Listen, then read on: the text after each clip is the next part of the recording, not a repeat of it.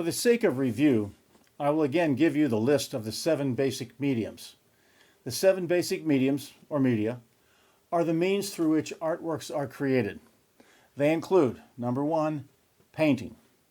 Number 2, sculpture. Number 3, architecture. Number 4, printmaking. 5 is photo and or still imaging, either analog or digital. Number 6, film, video, and any other motion and sound media, also either analog or digital. And last, number 7, performance art. Remember, all of the works of art included in the listing of the 7 mediums are considered fine arts because they conform to all 5 characteristics of the fine arts. Works of art that do not conform to all 5 of these principles are not works of the fine arts. They are something else. They are likely applied arts. The word art does not automatically mean fine art. Most art is not fine art. Most art is applied art. Not all works of fine art that exhibit all 5 of the characteristics exhibit them all perfectly. They may be strong in some but weak in others. This is a way critics can determine or rank the quality and value of a work of fine art. To be a work of fine art, though, there must be a recognizable attempt to achieve all 5. Okay? All 5 of the characteristics. The greater the success at manifesting fully those characteristics are an affirmation and indication of the quality of the work.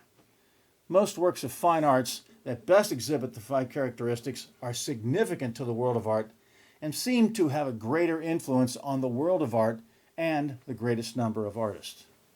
The fine arts include, number 1, painting.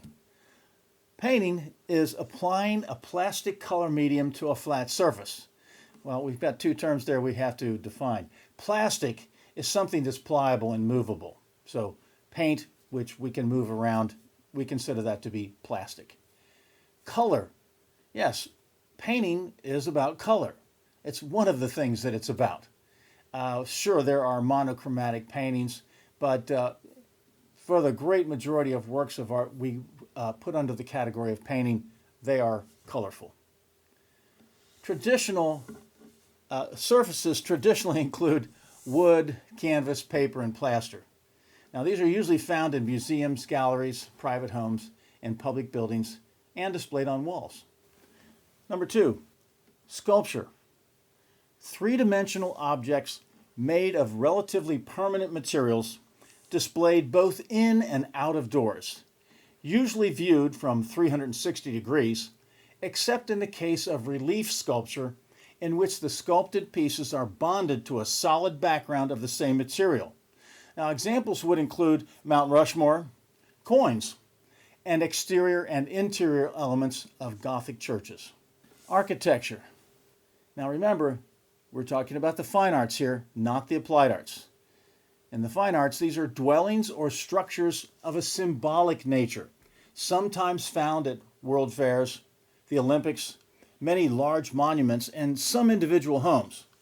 Examples of symbolic structures would include the Statue of Liberty, the St. Louis Gateway Arch, the Eiffel Tower in Paris, the Great Pyramids, and the Seattle, Washington Space Needle. Now, I know what you're saying. You can get inside these things. Yes, people work there, but nobody lives in these places. They're not homes. So they're symbolic, and they all represent an idea. And they fulfill those 5 characteristics of the fine arts. Number 4, printmaking. The design and production of prints by an artist, sold in galleries, less expensive than paintings, made in limited editions, usually of 500 or less, if of high quality. In the fine arts, prints are made directly from the original image plate. Prints that have not touched or derived from the original plate are not prints in the formal sense. They are reproductions. So when you photograph a painting and you make prints from it, those are not really prints, those are reproductions. Regardless of the method of creating the print, though, value is partially determined by the amount of prints created. More prints means less value. Fewer prints increase the value of any individual print. Number 5, photo still imaging. Creating images on light-sensitive materials, usually film and photographic paper, with the assistance of a camera and lens, or using a digital camera and exhibiting them either as prints or digital images. Strictly speaking, photographic prints are reproductions because they never touch an original plate.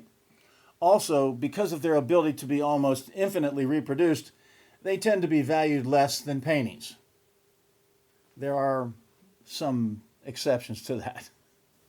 Number 6, film, motion sound media.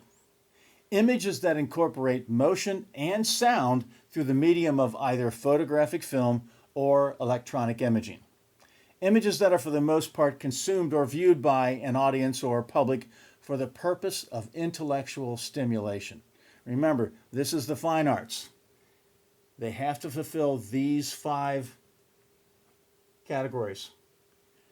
Most films, though, you might imagine, are over here on the applied arts. We'll talk a little bit more about that when we get to the listing of the applied arts.